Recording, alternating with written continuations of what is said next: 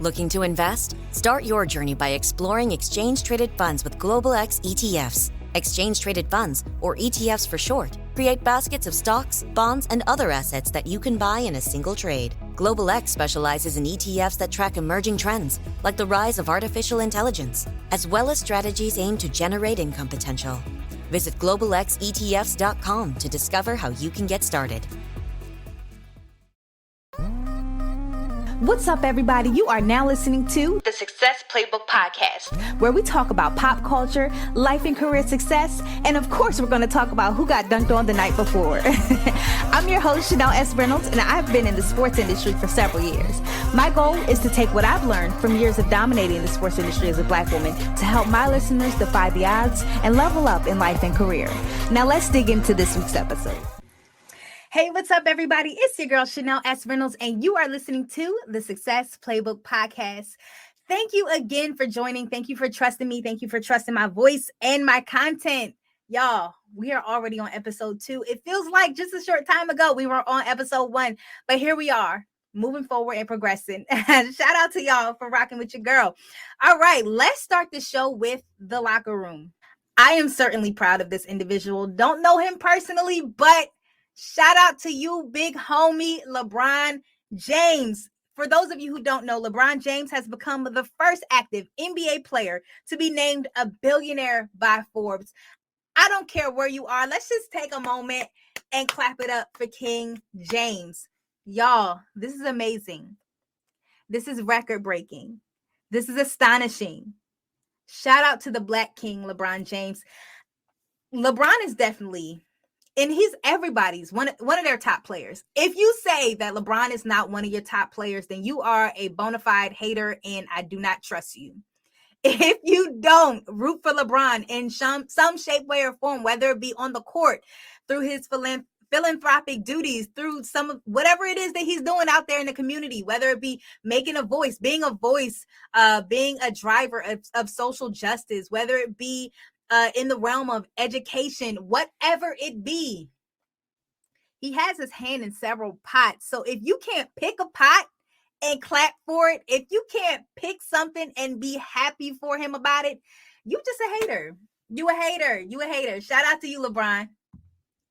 We're going to get LeBron on the podcast one day. Don't ask me when. Don't ask me where. Don't even ask me how. But just mark my words. It's going to happen. LeBron and Savannah. Because you got to clap it up. That's his rib. Shout out to LeBron and Savannah. Can we just take a pause there for Black love? Can we just take a pause there for a good, wholesome family? Can we just take a pause there just to soak in the ambiance of Blackness? I love it.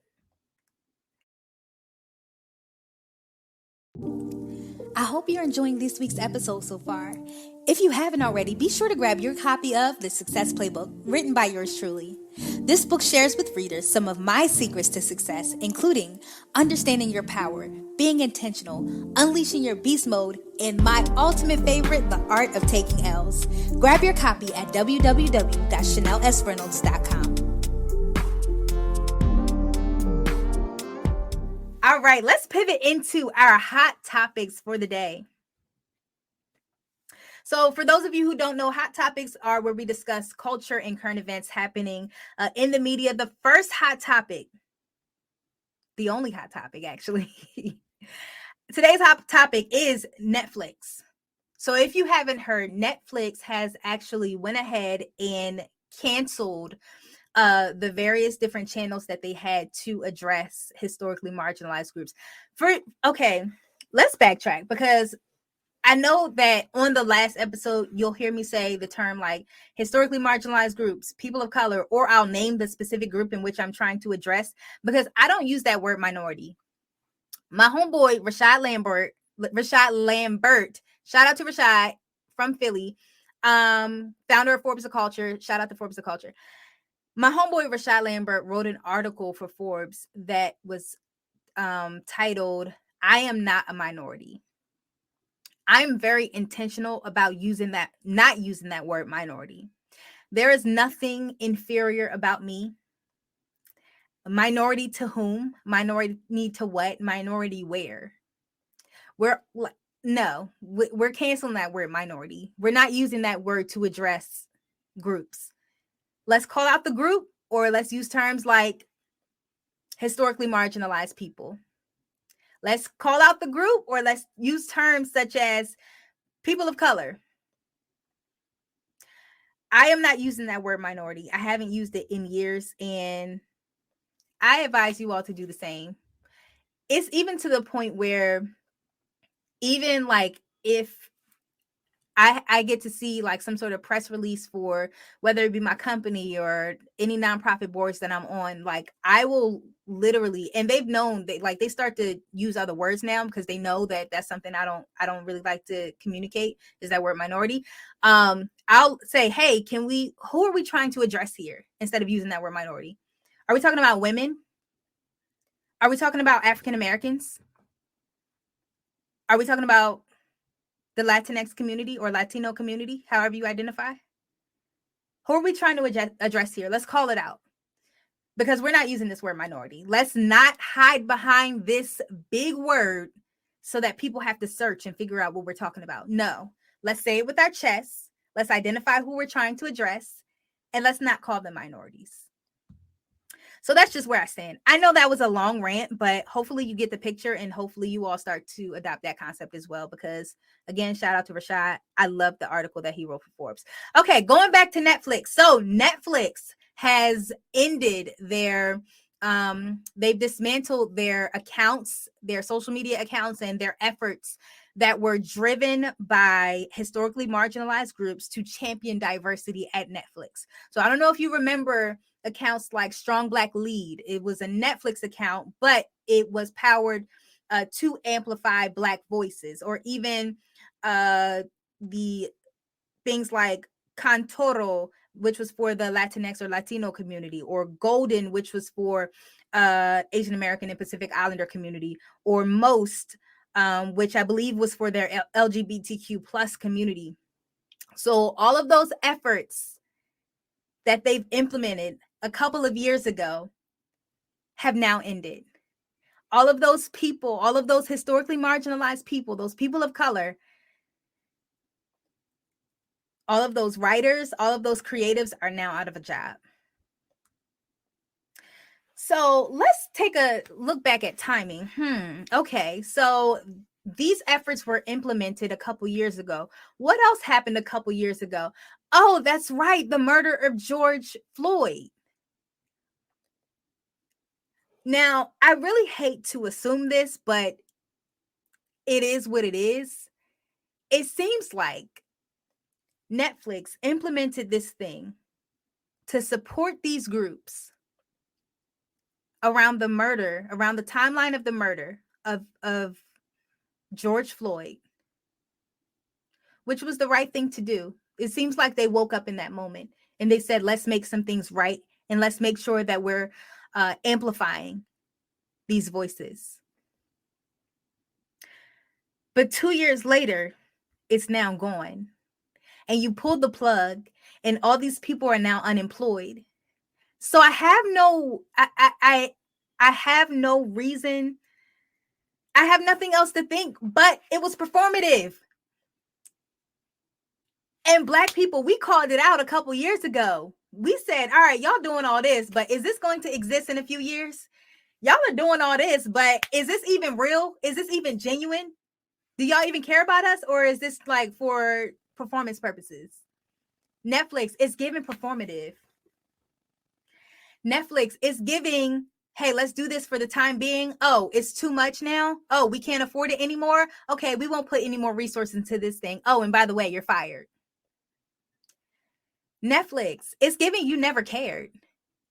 Now, I know that's not the case because you have some big DE&I powerhouses that work at Netflix. So what I'm trying, I like to assume positive intent. I like to assume the best case scenario. So what I am assuming in my head is that this is a strategy to build something bigger and better. Don't ask me how, don't ask me what, don't ask me when. This is a strategy to build something bigger and better for your historically, or for your diverse programming, for Netflix to amplify these historically marginalized voices. Because what I refuse to believe is that this is something that you all implemented just for the time being, and you think that that little 2 years of work was enough. So you stopped putting resources in it. I refuse to believe that. I totally refuse to believe that. So Netflix, please prove me.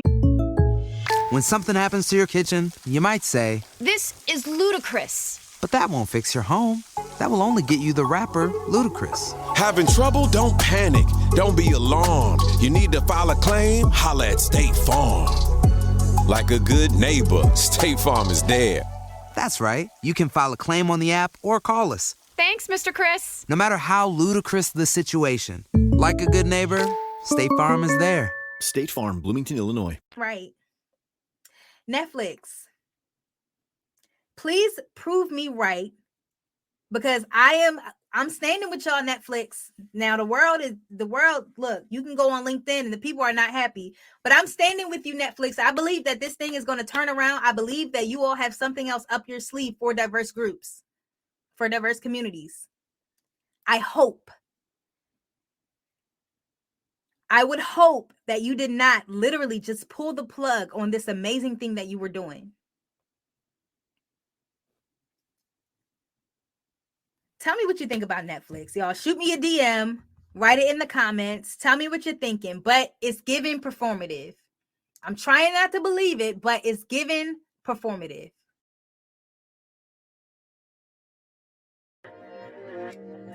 Here's the thing.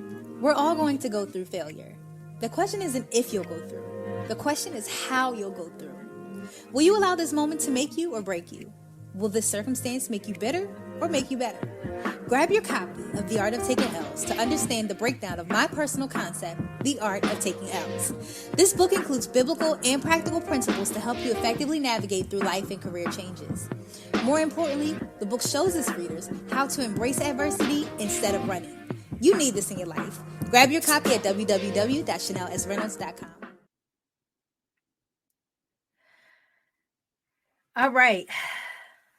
So going into our next topic, that was heavy, I know. But yeah, tell me what you think about that. Going into our next topic, I think I lied. I said I only had one topic. I actually have another topic, and it's actually a big topic, and it's going to allow us to pivot into our show segment. All right. So if you're tuned into the streets, then you know about Monique versus DL Hughley. Y'all, this thing is a hot ghetto mess, okay? This thing is a hot mess, and the world has sat back and witnessed this hot mess unfold before our eyes. So I'm just going to give a brief summary. I'm going to summarize everything. I'm not going into all the details. If you need to research it, that's fine. Do the research, and then I'll just give the high level recap notes. Okay, so Monique and DL Hughley were on a lineup together, a comedy lineup in Detroit. Now, I guess there was some disconnect as to who was to headline the show, who was to be the headliner, whether it was DL Hughley or Monique. Now, I do believe that this was a disconnect from the promoters, okay? None of the two parties had anything to do with the disconnect, to my understanding, allegedly, okay? So Monique took it upon herself to use her time that was intended for comedy to go on stage and to bash DL Hughley. And she just went in on him. I'm not going into all the details into what she said, but she just went in on him. Okay. And it was all from the root of, hey, Monique don't open for nobody. Basically, put some respect on my name is what she was saying. But she said it to the crowd. Okay. And she said it toward DL Hughley. She hadn't had a conversation directly with DL, allegedly, to my understanding. She hasn't had a conversation with DL about it. But she went to the crowd, addressed DL to the crowd, got them all fired up, talked about everything, talked about him, his family, his dog, whatever. Okay. talked about him, left the stage, and then DL had to perform and, of course, close out the show. Now, I believe that DL maintained professionalism. He went into his jokes and they smashed. And then after the two wrapped up the comedy show, they then took it to Instagram and started to upload receipts. And one is uploading this documentation that says they're the headliner, and this other person is uploading this documentation that says they're the headliner, and they're just going literally back and forth. And DL said at one point, like, against better judgment, I still decided to work for you. And at some point, you got to understand that you're the problem, because you have a problem with Oprah, you have a problem with Tyler Perry, you have a problem with XYZ, you got a problem with Luke, Peter, all the apostles, all the 12 apostles of Jesus Christ. You got a problem with everybody and their mama. So DL said, at some point, you have to understand that you are the problem. Now, I have two different perspectives on this, and this, I'll let you know when we actually pivot into the show topic. Here's my perspective. I do believe that what we experienced, what Monique was saying on stage, I do believe that that was someone who was just fed up with her name being played with. I also believe that she targeted that frustration to the wrong people.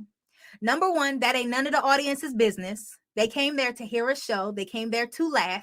They came there to experience lighthearted comedy, but you took your own grievances and frustrations and projected onto the audience. No, Monique, no. But I do understand that Monique is frustrated because she's tired of her name being played with. If you remember, she got blackballed in the industry.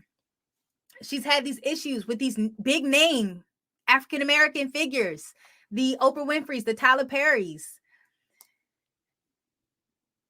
So she felt blackballed. But Monique wants the world to know, like, again, Monique don't close for nobody. Y'all, if you remember, Monique's resume is long. Monique used to be in all the movies, all the movies.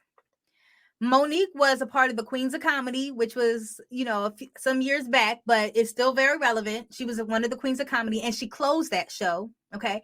Monique had her own talk show. I don't know if y'all remember, but on BET, she had like a late night talk show called The Monique Show. What else? She had The Parkers. I think that was on for like 5 seasons. She was a regular star on the Moesha Show. So Monique has a very long list of accomplishments. She has a very long list of being bad at what she does. And by bad, I mean great. Okay. Monique is comedy royalty. And you're right. She doesn't open for anybody. Monique should be closing shows. Okay. Now, I'm not going to say who's better than who's more relevant than who. What I will say is that DL Hughley has done a great job of consistently branding himself. And he has been consistently in the news and in the media and showcasing his craft over the past however many years, 30 plus years of doing comedy. I will say that DL Hughley has also had a longstanding show. He's a radio personality. He's an activist. He's, again, done an amazing job of continuing to reinvent himself with the times, right? But again, I'm not saying who's better than who. But although Monique was frustrated, I do believe that there is a time and a place for everything.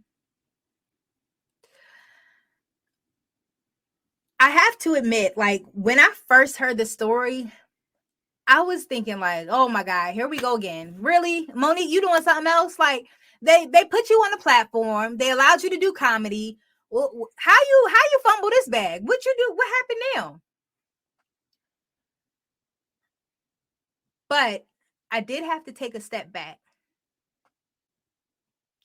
because it made me think about how whenever any sort of like diverse group, whether it be a woman or a black woman or a black person, however, whenever we advocate for ourselves, it's looked at as negative. Even if you do research and you look into some of the civil rights movements and you look into some of these big movements that cause great change for these different groups, A lot of these movements are named riots online and in our resources and in our books. Am I reaching or am I teaching? I don't know. Y'all, let me know. Google me, DM me, not Google me, DM me, write in the comments. Let me know. Am I reaching or am I teaching? Like when I thought about that and I was like, oh, here we go again, Monique. I had to take a step back and I had to think like, this is the wrong way to go about it, but she's fed up. She's advocating for herself.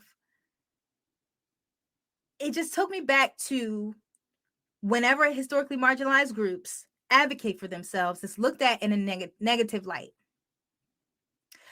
So let's pivot into the show topic. So today's topic will be on how to effectively navigate for yourself. That's not the topic. Today's topic is how to effectively advocate, not navigate, advocate for yourself. So in this scenario, Monique took what could have been a private conversation with lawyers, a conversation with her management team, and she took it on stage. Granted, I understand that she was fed up, but I do believe that there is a time and a place for everything. Everything should not be for the public eye. As I sit back and I think about how it's usually perceived when people of color, especially, look, I'm not going to dance around this. All right, I'm a Black woman. I have a love and appreciation for Black women, so I'm going to dedicate this show to the Black woman. Whenever Black women speak up or speak for themselves, we always have like this stigma that lives in the back of our head that's like, oh my God, they're going to think I'm a quote unquote angry Black woman. Or like, oh my God, they're not going to take me seriously. Or, oh my God, they're going to look at me as if I'm difficult to work with if I advocate for myself. Right? So this is why I think it's important for us to understand how do you do this effectively? How do you do this without burning bridges? How do you do this so that it moves your career forward and not backward on a public platform? Right?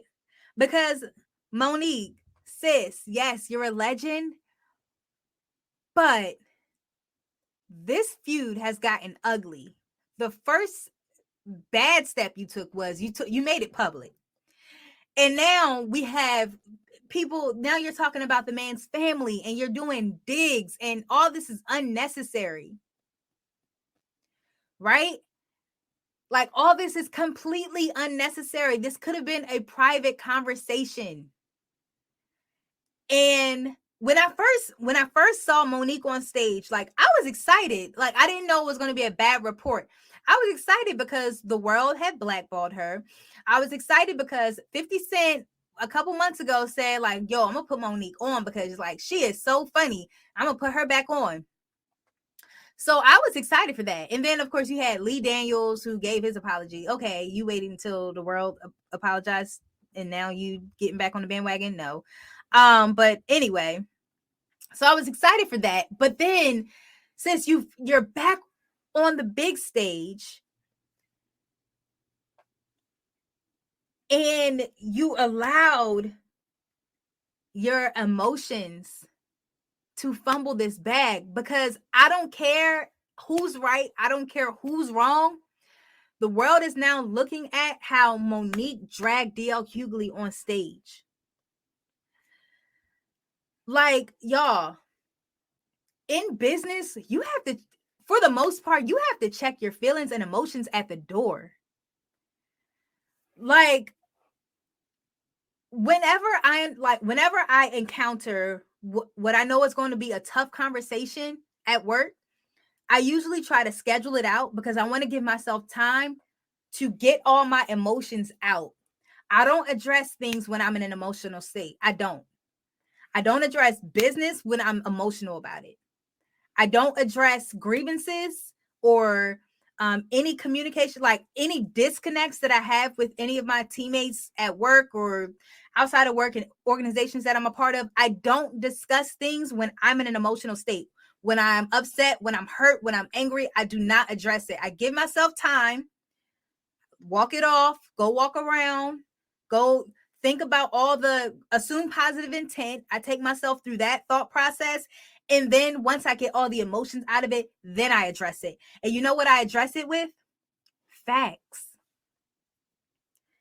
I address it with things they can't deny, whether it be data, whether it be numbers, whether it be historical events.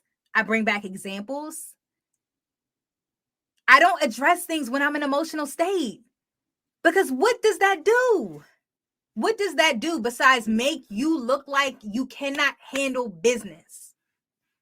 And especially as women and as Black women, we have to be really, really we have to be really conscious of that. Because everywhere you turn, they're looking for an opportunity to say, see, that this is exactly why. This is exactly why. So, yeah. Again, I'm not saying who's right, who's wrong, but what I am here to do is to teach you, to teach all of my listeners, whether it be man, woman, boy, girl, whatever, teach all of you how to effectively advocate for yourself. That doesn't create embarrassment for you, or it doesn't cause you to be pushed aside, or doesn't cause you to be embarrassed, doesn't cause you to be cause your career to be like taken aback, or what word am I trying to say? Cause you to decline in any way, right? Because look, I don't know how this is going to pan out, but from the outside looking in, it looks like this is going to be another professional decline for Monique, because it looks like she can't work with people. It looks like she doesn't know how to handle business effectively, because sis, everything isn't going to go your way. It's not. You win some and you lose some. And let's take it back. Y'all, humility literally is key. Humility is literally the way that you're going to continue to elevate. Because granted, I know that your resume is long, Monique, but to say, oh, Monique don't close for nobody. Cool, I get it. But sometimes you may not close every show.